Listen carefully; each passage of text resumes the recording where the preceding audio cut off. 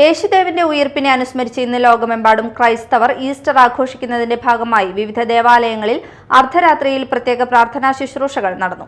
യേശുദേവൻ മരിച്ചു മൂന്നാം നാൾ ഉയർത്തെഴുന്നേറ്റതിന്റെ സ്മരണയിൽ വിശ്വാസികൾ ദേവാലയങ്ങളിലെ പ്രാർത്ഥനകളിൽ പങ്കാളികളായി. കോട്ടപ്പുറം സെന്റ് മൈക്കിൾസ് കത്തീഡ്രലിൽ രൂപതാ മെത്രാൻ അംബ്രോസ് പുത്തൻവീട്ടിൽ ഈസ്റ്റർ ദിന തിരുക്കർമ്മങ്ങൾക്ക് നേതൃത്വം നൽകി. കത്തീഡ്രൽ വികാരി doctor Dominic Pinheiro, procurator father Joby Kattassery, സഹവികാരിമാരായ father Nikhil Muttickal, father Tony Kunnathur, ബിഷപ്പിന്റെ സെക്രട്ടറി ഫാദർ ബിയോൺ തോമസ് എന്നിവർ സഹകാർമ്മികരായിരുന്നു.